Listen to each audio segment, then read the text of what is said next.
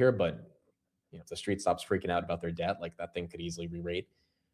And then Jensen, NVIDIA 275, Palantir continuing to hold its multiple, and if Palantir puts up 70% growth next year, like that premium is just going to get even stronger. And then NVIDIA obviously is already, we know, undervalued if you believe their growth multiples. Optimus would be the dark horse for Tesla. Dude, this year's been a dud for humanoid robotics. And I say that as someone who's invested in 2 of those robotic companies, but we really haven't seen massive progress from Figure or Apptronik, which are the leading 2 companies in the space outside of Tesla. We also haven't seen that much progress from Tesla. We've seen some videos, but we haven't seen like useful stuff yet. So maybe next year, that's where people could get more excited. And that would be nice. Where's Micron in the pre-markets? Micron is up 1.4%. IREN should be green. IREN is up 3%. Nebius, I think, is pushing $80.70. And then CoreWeave up 5%. I think, again, IREN, Nebius, CoreWeave, those 3 probably lead the data center trade next year. All the other ones are going to either follow or dump with them. So they're in that same bucket, CoreWeave, Cypher, Applied Digital, etc. But I do think those are your top 3. Nebius, CoreWeave, IREN in the space. Nike, do you buy the dip? I'm not. I can understand why people do. I just don't think it's the most attractive opportunity in the stock market. There's a lot of things that I'd rather buy before.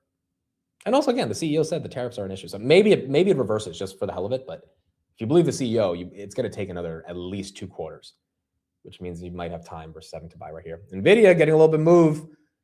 We have 40 seconds, folks, until we open.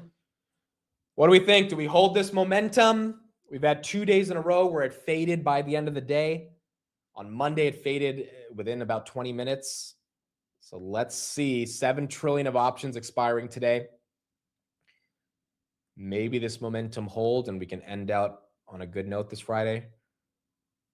Maybe the market continues to be a little exhausted and just doesn't give us that aggressive premium like we were trying to get back up. All right, here we go. Friday, December 19th. We are almost at the end of the year, 9:30 a.m. Thank you, everybody, for being here. Once again, the stock market is now open.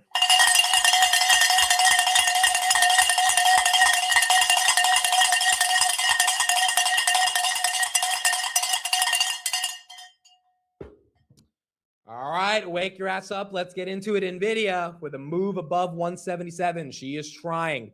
That's up 1.5%. S&P goes green. That's up 0.34%. 676 VG. That's up 0.43%. Rocket Lab 60.78.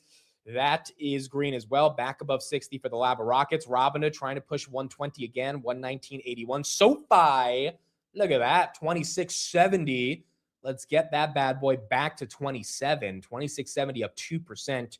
On SoFi. Palantir 187, that's up 1%. Amcor's up 0.5%. NetApp's up a little bit. Meta's at 665. Where is Tesla? 488. Did not break 490 yet. 488. Google's red. Weird. Nike continues to dump. That's down 10. Grab trying to make a push back to 5. They did acquire a robotics company this morning. S&P 677. Amazon 226. NVIDIA, there you go. If NVIDIA can get back above 180 today, I feel like that would be very, very bullish for maybe a little bit of the AI trade sentiment coming back, but it's got some work to do. Robinhood, we've seen it break 124 2 days in a row and then lose that back to 117 2 days in a row. So today, if it can even close above 120, I think that'd be nice. SoFi right there. Look at her go, 26.85. She's done this the past couple of days and then hasn't been able to hold it, but maybe today she can. 26.85 for SoFi. Microsoft right there at 45. GameStop at 22.62. Oklo at $80. And then Netflix getting a bit of a move. Bitcoin not really going crazy at 88,000, but that is nice to see. Rivian is at 2080. That's up 2.5%. Palantir, are we pushing 190? Not yet, but 188 we did touch. That's up 1% right there for Palantir. IREN, that's up 4.8. Nebius, that's up 3. Nebius was at 77 yesterday. So nice move from 77 to 81. But again, that one's super volatile. Broadcom finally getting a little bit of a pump on the market open. That hasn't happened for the past couple of days. 336 on Broadcom. Oracle, are we holding 5%? We are holding 6% on Oracle, 190.7. FedEx had a good earnings. Not sure why they're down 4, but FedEx and Nike both down, even though they really did have good earnings. Nike down 9%, FedEx down 4.5%. And then where's Micron from yesterday? Micron, wow, look at that. Micron, 5%. off of a blockbuster earnings. And that one continues to get some momentum. SoFi right there, she's really trying to push 27, 26.78. Rocket Lab just not stopping, 62.30.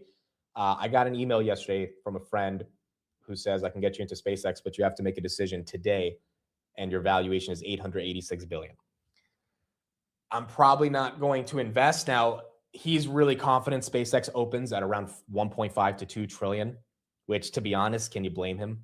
1.5 to 2 trillion. I'm like, yeah, it probably does open at that level. But 886 billion when Rocket Lab's at 33 billion. I mean, again, I do think Rocket Lab's going to be seen as that proxy. I think it's going to be seen as a proxy. Palantir, she's trying for 190. She touched it. She touched it. She's not there yet. No, it wasn't Chris. It was actually someone. It's another fund I invested in. It's actually a Palantir alumni who started his own defense tech fund. And I put a little bit of money into his fund, and his fund just goes and tries to find different startups to invest in the defense tech space.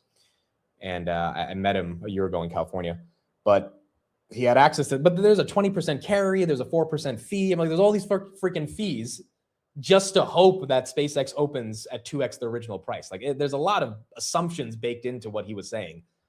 And I was just like, dude, I don't know. 886 billion is aggressive. But it's going to pump. Like, we know SpaceX is going to pump. So it's probably a guaranteed double.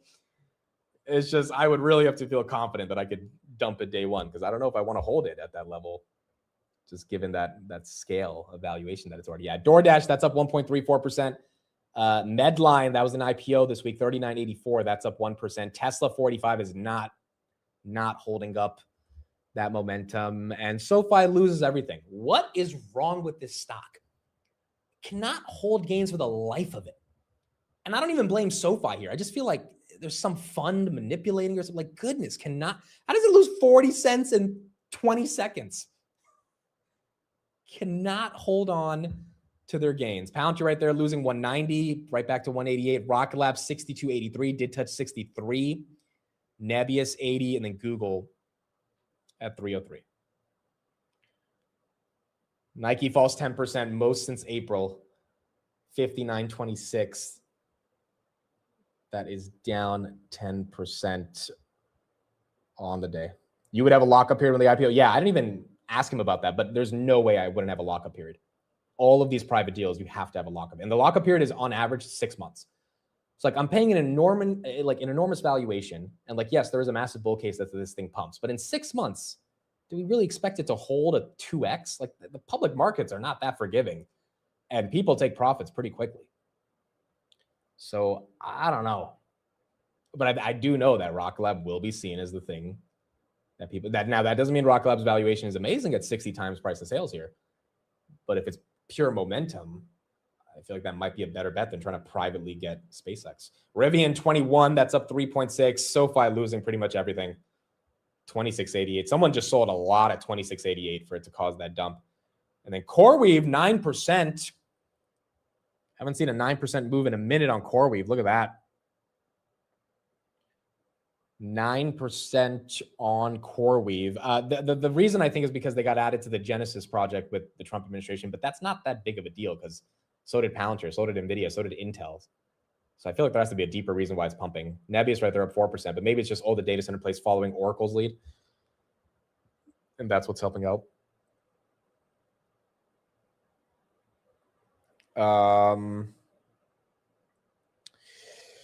It's a bull trap. Well, we've experienced multiple bull traps this week, so it's very possible it is. Rocket Lab right there, 62.70. That's up 4%. Micron though, she's pushing all-time highs. SMR, that's up 2%. I think Oklow's making a move right here. Oklow's up 5%. Trump's DJT did merge with a fusion company yesterday. That's why that was up 40%. That's up now 1.5%. So maybe a little bit of nuclear momentum. Rivian, I mean, look, congrats if you got Rivian at 12, 13 bucks this year. You just have to be patient. I don't fully understand or love the Rivian thesis, but you're being well rewarded towards the end of the year if you held on to these shares early in the year. So Rivian right there, 21.12. That's up 4% on the day. Google still red. Broadcom grabs up almost 2%. Broadcom up 1.8%. Then the S&P 677. 677. Any data? No, I don't think do we even get PCE today? Did we? I don't think we had PCE today. Yeah, well, there's no PCE. Where the hell is it? We were supposed to get it at 8:30. Oh shit, they rescheduled it. Wow.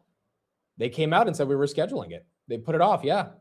It says to be rescheduled on the website. Original was supposed to be December 19th.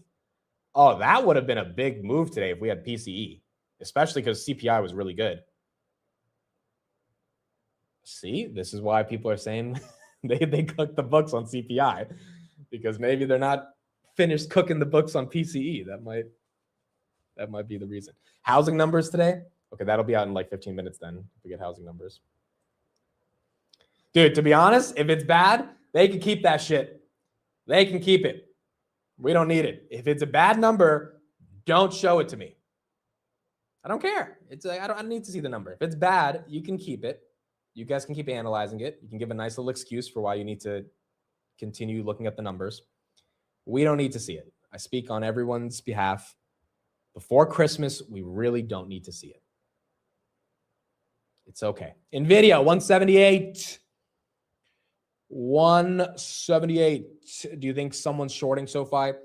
Something's happening with SoFi. I'm not even blaming SoFi, the company, for it. Their stock is, their company is executing at a this is not about the company. This is just weird price action. We haven't seen that in a couple of days. We haven't seen it pump that heavy and then just immediately get hit. Either opens red or it opens flat. We haven't seen a pump like that makes you think it's getting ready to just go to the moon, but just like hold on to a 2% move. And then it just gets demolished. So yeah, I'm sure some shorts are probably in there working on the stock. NVIDIA right there, 178. That's up 2.3. The Q 614.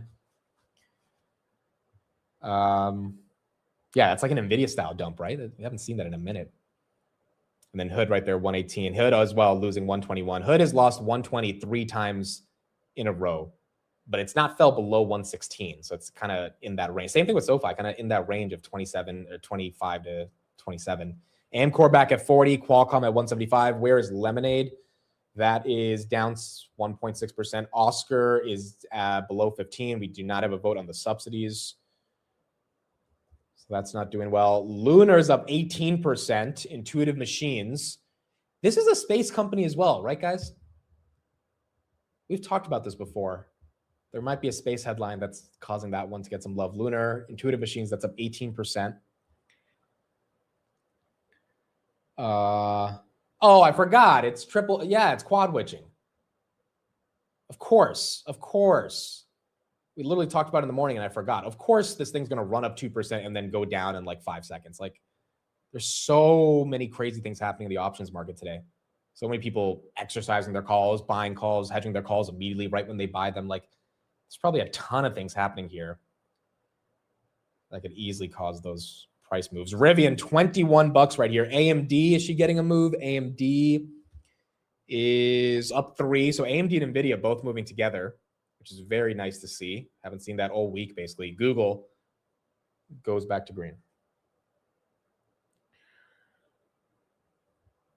Rivian coming out with their Model Y competitor in 2026. Okay, the Model Y is like the best-selling car in the country. Do we really think Rivian's going to give the Model Y a meaningful run for their money? And the Model Y is like one of the best-selling cars in the entire country. Not even the best-selling EV, one of the best-selling cars. So, like, yeah, they could come out with a competitor, but I wonder if it's really going to make people think twice about it. But then again, any upside for Rivian at this point is bullish. I'm getting a Model Y this weekend. You know, GMC, Jason texted me this last night, is doing 0% APR on 2025 Hummer EV SUV models. So he's thinking of one of those. Wow, look at Rocket Lab, 6%. Yeah, the space trade, it's back today. But there are some more creative financing options that are happening. Tesla goes red. Tesla goes red. Is Amit still holding Nebius? Yes, I'm still holding Nebius. Micron, is Micron all-time highs officially? Yeah, wow. 264.75. It hit all-time highs. Incredible. Incredible. For those that got in this one, absolutely incredible. This one, massive move, 6.53% on Micron. Palantir at 188. Rocket Lab trying to push 64. Nike continues to go down 9. Oracle as well. Look at that. 7% move. Haven't seen that in almost 3 weeks on Oracle. I guess this is off the TikTok news. But that is also green.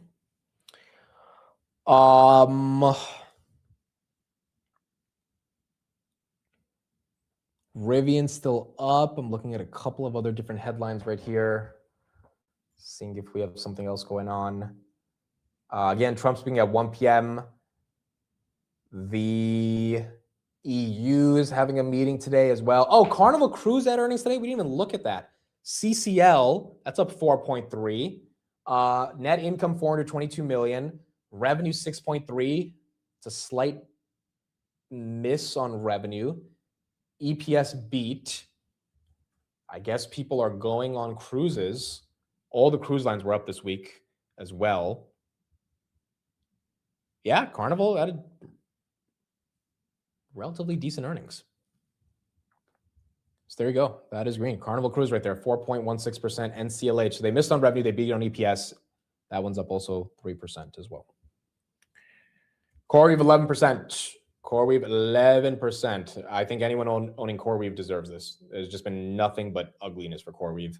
Worse than Nebius and I ran over the past couple of weeks. So this one deserves a little bit of love. Rivian right there, up 3%. And then AMD still up 4%. If AMD is up 4%, NVIDIA's got to be there. You go. Yeah, NVIDIA 3%. Okay, so the chip names, yeah, I mean, this makes sense. The only reason Micron's pumping is because the chip names are pumping as well. I mean, Micron had a great earnings, but it needs the chip names to cooperate. It looks like all the chip names are cooperating. Broadcom, 3%. There's not a big semi headline today. So this could either be a rug pull on the, look at the semis, TSM, Qualcomm, Broadcom, ASML on, Intel's up 3%, SMCI, Lam Research. It's either a rug pull or markets getting a little favorable towards the semis again. NVIDIA's got to break 180 to even think we have a shot of holding this. S&P is probably above 680. S&P very close above 680, 679, 57. AMD CEO, yes, meeting in China. We talked about that yesterday. Palantir likes when NVIDIA does well. So Palantir right there, 189.59. That's also green, up 2%. Here's the question. Is this Santa rally, or in like 10 minutes, are we going to be like, oh, that one, once again, wasn't able to hold? I mean, we haven't seen NVIDIA make a move like this in at least a week, which makes me feel there's a little bit more juice to it. Let's see. Let's put it in the chat. What do we think? What do we think? 72% of you said green over red. Do you think we hold? Do you think the Venezuela conflict is going to matter long term? I mean, it really depends on like how serious we take it. Would Palantir be involved? I have no idea. Trump did not talk about it. We thought we would get in a primetime address about that. That wasn't the case. Okay, bull trap. That's the question. Yes or no? Bull trap. Yes or no? Look at that. Nebius up 5%. And then we finally see Nate in the chat. We haven't seen Nate in the chat all week. Nebius up 5%. We're back. Look at that. Wow, Nebius up 8%. Never mind. Not 5%. This guy. He just needs his Nebius to be up so he can tell everybody we're back. I mean, dude, Nebius at freaking 75 yesterday, that like completely discounted the entire Microsoft deal. It gave them a $10, like they were trading at 65 before Microsoft. So at 75, I mean, that's a $10 move on what was one of the biggest data center deals we saw all year. So Street completely took away any premium they had. NVIDIA right there, she's pushing 180. Can we do it? There we go, 180. 180. Okay, now let's see if the buyers step in. This is where, look at Palantir. Wow, 190.7. She's loving it as well. Nebius 84, CoreWeave 75 is Hood. Hood's got to be 120. 120.4 on Hood. SoFi's probably got to love that. SoFi 2670, she's coming back. AMD's has to be moving as well. 210. I want to say it feels a little real. I'm afraid to say it, but it feels a little real. It's cool to see. It's just, can we actually hold it right here? That is the question. That is a simple freaking question. Can we actually hold it right here? 179 on NVIDIA. I mean, if we even get a 180 close, I'll be happy. Carnival, that's up 3. Micron, that's up 7. I'm trying to see if there's any actual headline. I don't see anything, guys. I think this is probably quad witching as well to the upside. OpenAI has moved to strike direct deals with Samsung and SK Hynix to secure memory chips. Oh, that's probably what's pumping Micron. OpenAI is now signing direct deals with memory companies. Securing these components directly provides more flexibility for its future custom AI chips. I mean, the reason they're doing that is because memory is so vital to the stack when it comes to these chips. It's not bearish Micron either. It just means that these companies like OpenAI recognize how important it is to get these deals done. NVIDIA, okay, fading from 180, still holding 179. Palantir fading a little bit from 190, and then Hood losing 120.4. S&P losing 680 or 679.60. Who's taking profits here? Who's selling something? Who's selling something here? Or better yet, who's buying something? Who's buying into the strength? That's the tough part about these whipsaws. It's like you buy into the strength, expecting like even a little bit more strength, and then immediately when you buy, like that strength fades, which is what has happened literally over the past month at this point, which is why people are just so exhausted of trying to buy the breakout. Like if you bought the Tesla breakout, I mean, depending on when you bought it, it hasn't worked out. And I don't think the Tesla breakout was 480. I think the Tesla breakout really, or 482. I think it really 490 was the Tesla breakout. That's when people were like, okay, it's 500. Maybe you could say the 470 was the Tesla breakout, which in that case, you're still doing okay, but it hasn't fully worked out to that 500 level yet. DCing into NVIDIA. I sold my NVIDIA calls, 250% profit. Congrats. That's a 2.5x is not something to be complaining about. Sidelines for today, holding Tesla. Bought Nike and Oxy today. Look, you buy stocks when they're down if the fundamentals haven't fundamentally changed. So yeah, I don't hate buying the Nike dip right here. I think there's other opportunities, but the fundamentals aren't horrible. They aren't the best, but they are not like deteriorating completely.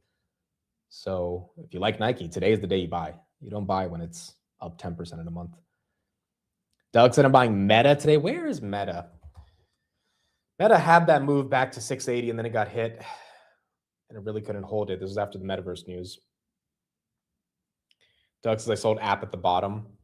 Where's App? Wow, App back above 7. Dude, this thing was at 520 2 weeks ago. I bought it at 570 and I sold it at 598.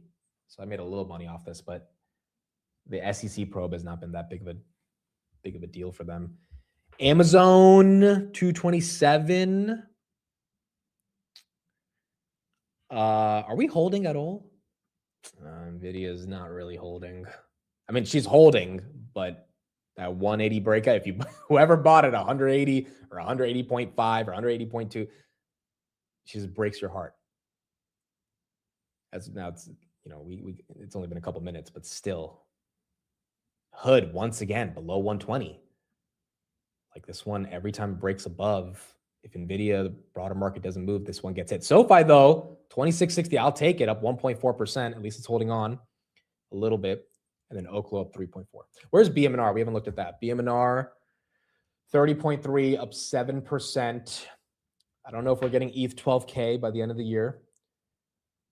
If we get ETH 12K by the end of the year, Tom Lee is goated, and I never want to hear a complaint about him again.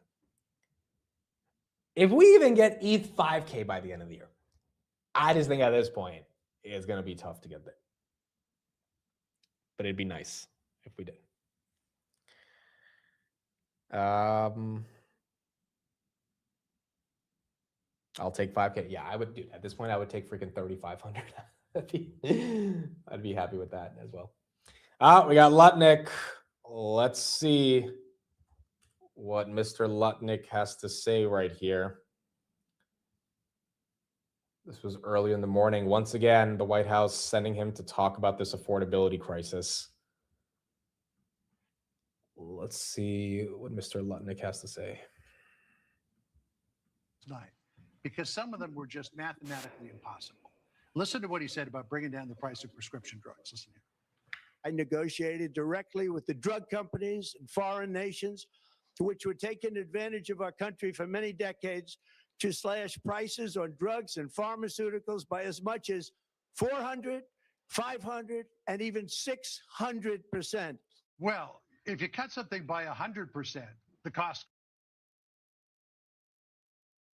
goes down to zero. If you cut it by 4, 5, or 600%, the drug companies are actually paying you to take their product. So it raises the question, how much of last night's speech was hyperbole and how much was fact? No, what he's saying is you bring it, if a drug was $100 and you bring the drug down to $13, right? If you're looking at it from $13, it's down 7 times. It's not a 600%. Well, but it's 700% higher price before. Higher price before. It's down 700% now, right? So a $13 would have to go up 700% to get back to the old one. So it all depends on when you look at it. You could say it's down 87%, or you could say it would have to go up 700% to be the same one. So it just depends on what you look at it. But basically what he's saying, and we all know what he's saying, is we are hammering. I mean, if you say it in the way where it mathematically makes sense, then yes, he's right. But technically, it can't be down 700%. But yeah, we get the point of what he's making. Meta right there, 664. Trump will be live at 1 p.m. once again to talk about pharmaceuticals and drug prices. And so we're going to see if that has any impact on the pharma stocks. Tesla goes red again. Pfizer's up 4.2%. By the way, guys, I don't think that was my internet. Sometimes these X videos just aren't good. So I doubt that was my internet, but that video probably just wasn't loading as well. Robinhood once again loses 120. Palantir losing 190, but 189 is still incredible. S&P 679. And then NVIDIA trying to get back to 180 right here. ETH down 1,000,000%. Yes, ETH is down 1,000,000%, dude. Oh my gosh. CoreWeave up 12. Yeah, BMNR is down 400%. All right, we're going to have to see. We're going to have to see. The theme of the week has been exhaustion in the AI trade. And, once again, we're going to have to see throughout today, is that exhaustion going to continue to play its role? And again, I mean, we saw Broadcom go down 30% in the past week, like 420 to 337. I mean, if that's the trade's exhausted. Oracle, same thing. Which is actually the best way. I mean, like when you're exhausted, you have to take a break, right? You have to rest. And so Broadcom chilling out in the 330s for the next couple of weeks, it's going to be annoying, but that is the best way to get the next leg up. And I kind of feel that way about NVIDIA as well. Like NVIDIA, I mean, look, when NVIDIA ran to 200, I remember I was live with Tanner and we were just looking at the stock and we were like, dude, we love it, but this is kind of, there's no earnings. There's no profit guidance. There's just this quote by Jensen about a $500 billion revenue target, which at the end of the day, it's just a quote at GTC. So it was a lot. Now, then we got the earnings and we're like, okay, now this justifies 200 and then the market. So it's like if NVIDIA is exhausted here as well, and it's taking a breather, but it's not taking a breather because there's anything fundamentally broken, then that's okay. And that actually should be healthy going into 2026.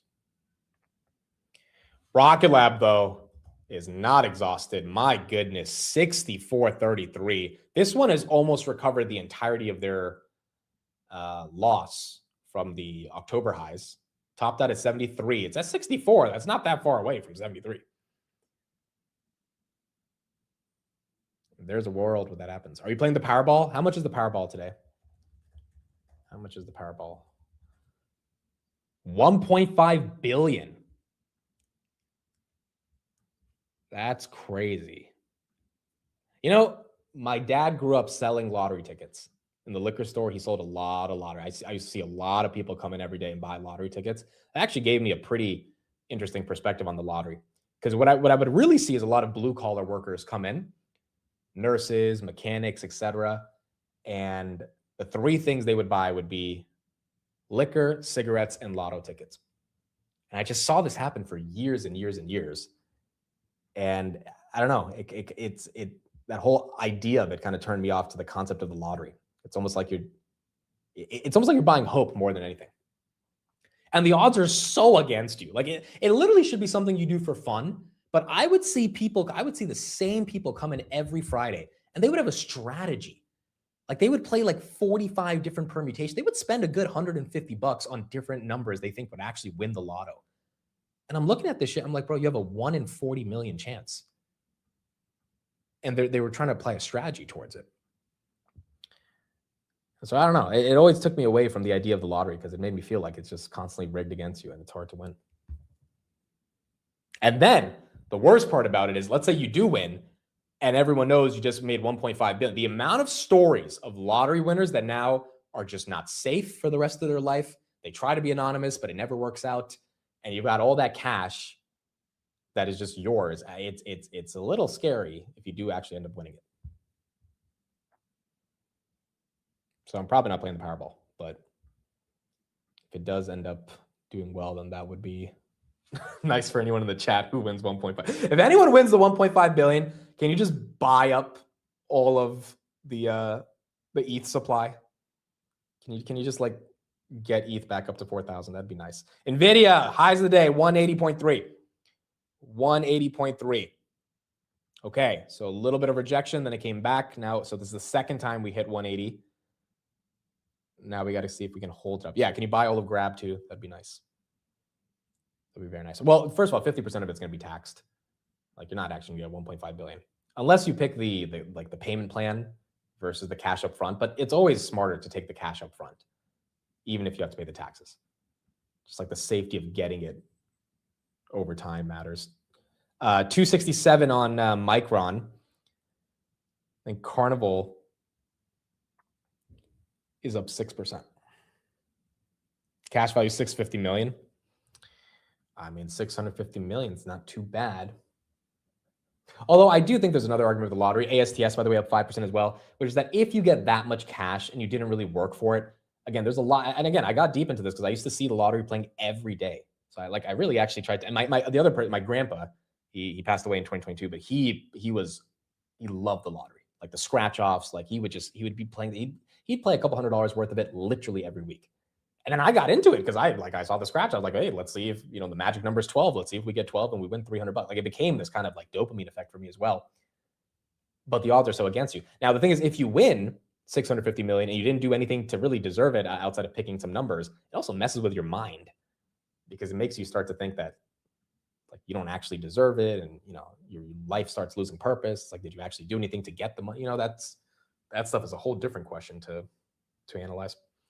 NVIDIA 180.5, BMNR 30.5, Palantir 191. All right, so we are absolutely pushing the highs of the day and trying to continue breaking through. Broadcom 340, Rocket Lab just busting through 65. Busting through 65. Existing home scales, 4.13 million versus 4.15 million expected. That's actually a decent number, even though it's a miss. The street is reacting positively to that. These are the December final reads on University of Michigan sentiment and the inflation metrics embedded in this report. So the mid-month read gets tossed. 53.3 was the mid-month read on the headline. It now moves lower to 52.9. That would be the weakest since it was 51 in November. And I'd like to point out that if you look at the absolute low, it is 50 from June of 22. We're not far away from the low going back to my database in the 70s. Now, if we look at current conditions, same dynamic. 50.7 mid-month becomes 50.4, and 50.4 is a new all-time low, replacing the 50.7. Also, My database goes back into the 1970s. Look at expectations. Same dynamic. Mid-month 55 now becomes 54.6, and 54.6 will be the weakest since November when it was 51. And finally, on the inflation front, well, 4.2, it replaces 4.1. It's 1/10 hotter on the 1-year inflation. On the 5 to 10-year inflation rate, it remains the same at 3.2%. And I must point out that the equity markets are making new highs on the Dow Jones Industrial Average for the session on this data. And it's weaker than expected and pretty much a punt on the inflation data. So no surprises. But I will also point out University of Michigan has not kept up with what it normally does, and that is correlate with the equity moves. Now let's shoot towards Diana Olick on the East Coast for what's going on with existing home sales for the month of November. Well, Rick, existing home sales in November rose 0.5% to a seasonally adjusted annualized rate of 4.13 million units. That is right along expectations. Sales down 1% from November of last year. Now, this count is based on closings, so contracts likely signed in September and October when mortgage rates initially came down a little bit, but then stayed in a very tight range. The headline on this report is supply. It is coming down again. We've reported on more sellers delisting their homes. There were 1.43 million units for sale at the end of November, down 5.9% from October, still up 7.5% from the year before, but losing those big annual gains. This is a 4.2-month supply, and that's keeping pressure on prices. The median price of a home sold in November was $409,200, an increase of 1.2% year over year, and the highest November price on record. Homes are staying on the market longer, an average of 36 days versus 32 the year before. First-time buyers just 30%, unchanged from a year ago. Historically, that number should be 40%, but investors made up 18% of sales, up from 13% a year ago. And the Realtors' chief economist noted they did not see a surge of delayed closings coming out of the government shutdown in October. Leslie? Okay, so we got pretty good data. Consumer sentiment bottoming, or at least the lowest level in 6 months. Inflation expectations, the lowest level pretty much all year. And that makes sense because CPI is that. That also means that the CPI, I mean, I know people are saying it's not legit, but if consumers are not expecting inflation to be that high, it's maybe because they're not seeing prices go up as much. So that could be one argument. And then home sales, it's up a little bit. It's up a little bit. So housing market's not completely opened up, but it's not like it's completely frozen either. Not saying the data is phenomenal, but it's definitely data that if the market's gonna have a short-term reaction to the market, that reaction would probably be positive versus not. Now, do we hold that positive reaction? That is the question as we enter into the 10 a.m. hour. Tesla's still red. Weird. Robinhood loses 120 again. AMD at 211. S&P did touch 680.5. Carnival 7%.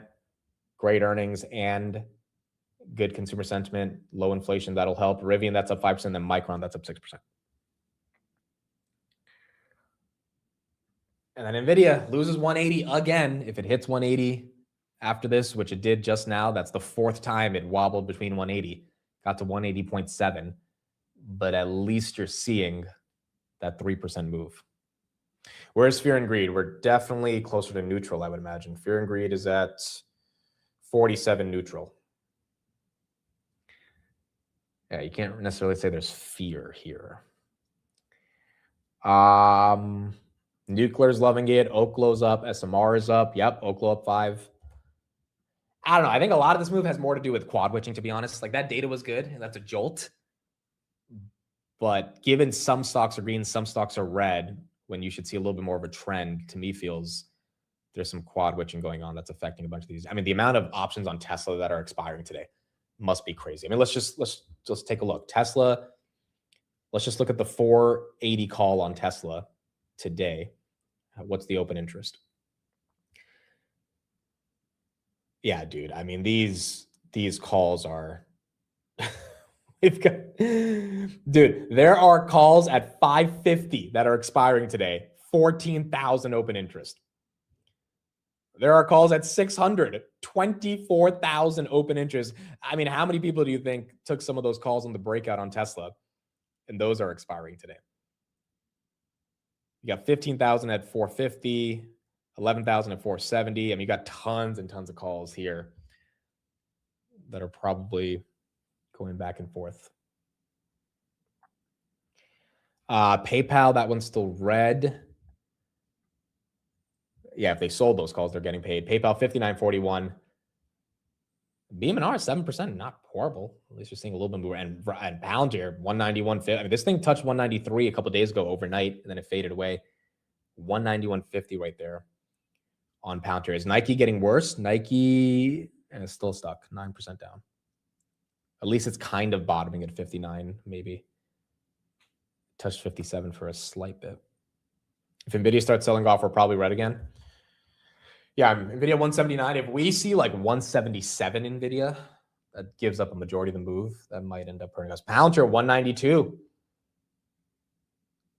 So Palantir doesn't care. That one's not really reacting with the market.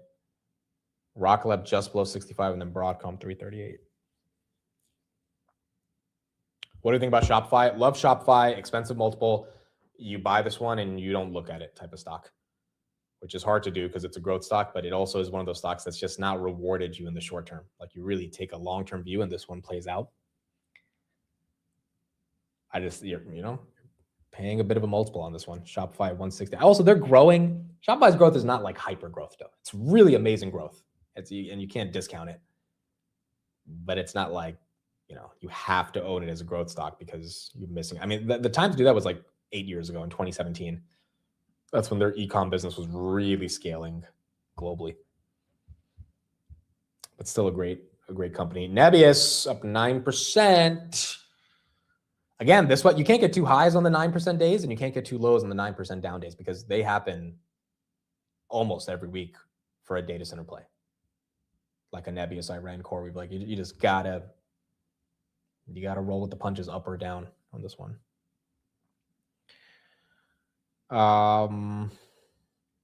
Amazon's still stuck. Did Steve buy VG? Well, he said last night he was going to.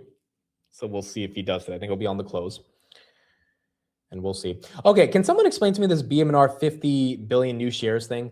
I've like seen the headline, but I don't know that much about it.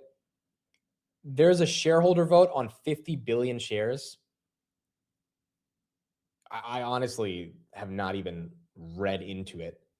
The way I think of BMNR is I think of if ETH goes up, it goes up. If it doesn't, it goes down. So if they're trying to get a vote on 50 billion new shares, I would imagine it's just to buy more ETH. Like there's nothing new to the strategy other than the amount that they want to dilute by.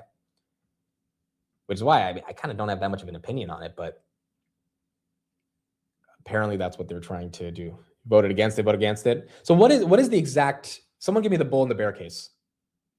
Like what's the bull case to vote for, the bear case to vote against it? Where do you get the stats about Tesla options? If you just go to your options chain, based on the UI, you can easily see the open interest on the chain. So the 480 call has 16,000 expiring today. And that 480 Tesla call is down 20% right now. It needs to get to 485 for that thing to be profitable. But that's how you see those stats. NVIDIA trying to get back to 180, 179.20. Authorized shares allowed to dilute. Okay, so why? So you would vote for it and give them the freedom and the flexibility to just dilute more and buy ETH. That's the bull case, right? I guess the bear case is you don't want them to dilute, but then again, that's their whole model to get money to buy ETH, right? It's the intention behind the issuance of 50 billion shares. They're not transparent. I have to read through it. I will say, though, the fact that we don't even have an MNAV tracker on the website. I love Tom, but there's a lot of things with this BMNR shit that has not worked out. And forget the stock price even. Like, forget that. Like, we can live with a stock that's down. Deeper question here. A deeper question, I just think of it from a brand perspective, is his brand, bro. This guy had one of the best brands in finance. Like, literally one of the best brands in finance. And this shit, again, the process of this happening more so than even the stock being down. People can handle a stock being down. They can sit on dead money. But if they feel like there's not transparency in the process or they don't understand why, that's what really pisses off a lot of people. It is to avoid a hostile takeover. Yeah, I have not read it. I mean, maybe that's correct. all I know is if they want to dilute, it's to buy more ETH, which would not be, in general, the craziest idea. That's why I bought initially his brand. I mean, yeah, same here. If you guys remember, I was pretty freaking like BM&R stupid for 2 months. A lot of you guys gave me shit. And then I looked into it and I was like, well, technically, if ETH goes up, it's not that stupid. And then he came on the show and, you know, he did his Tom Lee convincing communication style. And I was like, you know, it actually kind of makes some sense. And a lot of you guys got in at like 27.30. So, which was like literally a double from where it went to at 60. I got in at like 42, 43. But part of the reason I bring this up is because, you know, with my skepticism around it, the reason I bought is because of his brand. Now, I don't blame his brand for crypto tanking as bad as it did. But to preserve that brand, you have to be transparent throughout the process. And just having something as simple as an MNAV tracker on the website so that people don't have to manually figure it out themselves, like Saylor does, you know, that's a step in just being transparent about this. The thesis is solid. Yes, the thesis is solid because the thesis rests on ETH. And that's why I don't blame the thesis collapsing because crypto prices collapse. Because at the end of the day, who could have predicted that? Now, obviously the timing was really bad. And like, that's why he's getting a lot of shit for it. But I'm personally not giving him shit for that because if you're in the investing community, you will always be wrong on timing in some point or another. And if you give yourself a long enough time frame, the short term 1 or even 2 years of something being flat like Bitcoin was before it ended up 20xing when he was the only Wall Street guy recommending it at $5,000, you then look like a genius. So it's not about that. It's about the process and it's about how people feel during that time versus like the stock itself being down.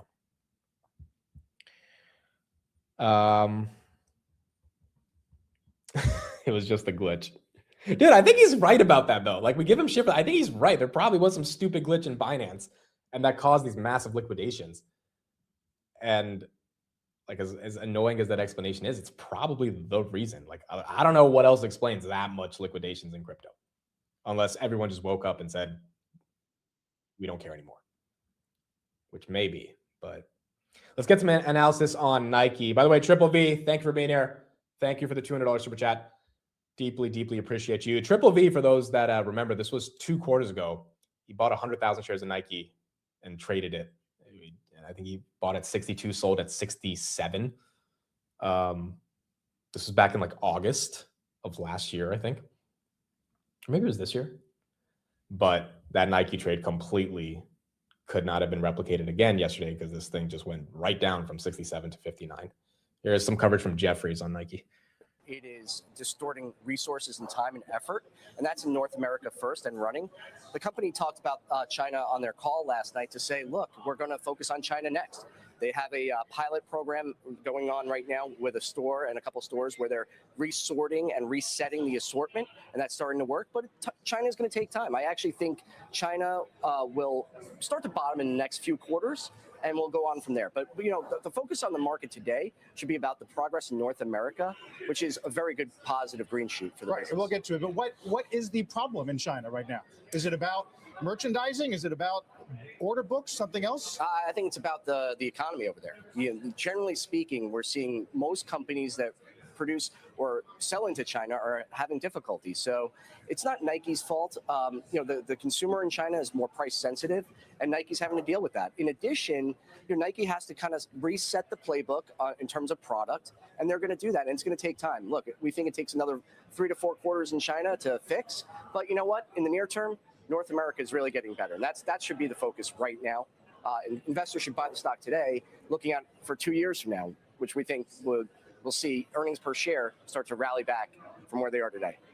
Some of your competitors concerned, at least in a note, about their strategy of putting product in front of the consumer now in terms of the widening gap between direct-to-consumer and the wholesale channel, and maybe they're flooding that channel, and it's going to mean a tough 26. How do you see it?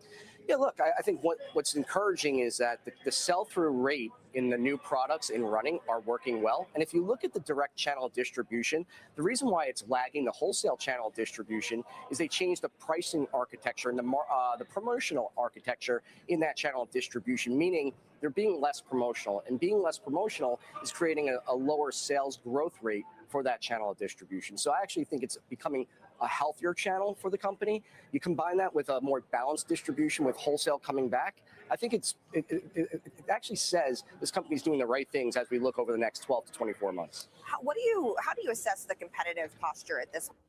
Okay, so again, the China argument is what Jefferies is blaming it on. Their argument is China recovers, Nike recovers. So if you don't think it's more of a brand thing or a Nike not really keeping up with the current state of the consumer, but it's a China thing, that is an easier dip buy, especially because China's stimulating. So that is their argument for why Nike got hit. Broadcom up 2.5, Rocket Lab up 8, BMNR up 9, Ethereum back above 3, crypto catching a little bit of a bid. Bitcoin right there, 89.3. So crypto's moving. Are you buying Nike? No. Again, I just there's other tech stocks I'd honestly rather buy. And I don't want to be around for the turnaround. But if you do, then this is when you would buy. You got to buy on these 10% down days versus, being greedy and waiting for 20%, which I don't think the earnings were that bad enough to get there. S&P 679, hoodie, once again, oscillating around 120. Meta still red. Meta and Amazon not participating here. Tesla, Meta, and Amazon. Where's Apple? Apple's red as well. So Tesla, Meta, Apple, and Amazon are not really showing any momentum on a relatively green day. NVIDIA 178. NVIDIA lost 179. At least it didn't lose 178 yet. And then Google up 1% as well.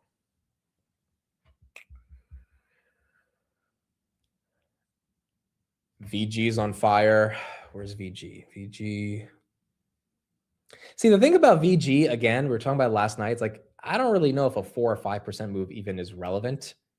Like, they have such a long runway and growth trajectory. They're like, again, I just don't. Dude, the volume on VG is 1.8 million shares.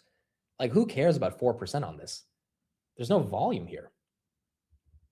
Which goes back to the point of like, this is just, I feel like it's not a name to look at every day. It's got to be in that bucket of like, I just hold for 5 years and I believe in the thesis. Now, when I was looking at their stats last night, I couldn't believe they IPO'd at 60 billion. I don't know how the hell they got that. That was a bigger valuation than Cheniere. There's the heat map, pretty much all green outside of a couple tech names. So that IPO price was insanity compared to where it is today. And I guess they didn't deserve that IPO price. But if the street was willing to give them 60 billion and now it's at 15, I feel like should be able to get back to 60. It just might not happen super soon, which means you don't obsess about it, right? But again, the volume's not there. Like people don't care about the stock. This is going to have to be a fundamental story for the street to catch up with it, because the only people that are really buying it is the street. This is not a retail driven stock. And even if it was a retail driven stock, still, you need big money to move some of these plays at 15 billion. Rocket Lab right there, back above 65. It's down 400%. Yeah, basically. No one deserves their IPO price. Almost everyone goes down for 18 months to 2 years before making a base. You know who doesn't? Reddit. That bad boy. 34 was the floor when they IPO'd. You know what the thesis was? As I've been writing my Reddit deep dive, and I've been like going through a bunch of old articles, the thesis, and I remember hearing this back in June of 2024, was that the shorts, Wall Street Bets was going to short Reddit to get revenge against Reddit, like shutting down Wall Street Bets during the GameStop era. That was like the real like potential bear case. That shit did not happen, and like no one even cared about shorting Reddit because Reddit was like the evil company that stopped the Wall Street Bets page. But that was like one of the, and that like at a $6 billion valuation, that didn't even kind of happen. And Reddit ended up just going to the moon. So it is kind of crazy how, certain perceptions exist when a company goes public and you have a theory on what might happen and then you don't get anything that matches that to that reality.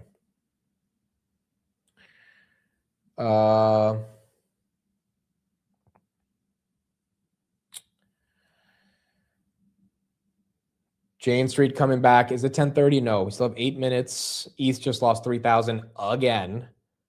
Bitcoin just Losing $200 right there, dude. They are taking this asset back and forth. Back and forth. Did anyone make some money today? Put in the chat. Did anyone swing trade? Make any profits? Did anyone move things up or down at all? Or is it too early for that? Wow, Rocket Lab, she's not stopping. She is not freaking stopping. 65.74. My goodness, dude. Complete domination here. It's basically up now 50% over the past month. NVIDIA just below 179. Took profits on EOSC. That is a great stock to swing. Oracle profits, sold my Micron calls. Made a bit on Rocket Lab. Sold SoFi covered calls. Those have continued to print. Irwin, Rocket Lab calls. Irwin, did you sell Rocket Lab calls or you? Oh, you bought them and then you sold. Yeah, are those like weekly calls that you're selling? Like actually selling, not like selling for premium, but like you bought them low, selling them high?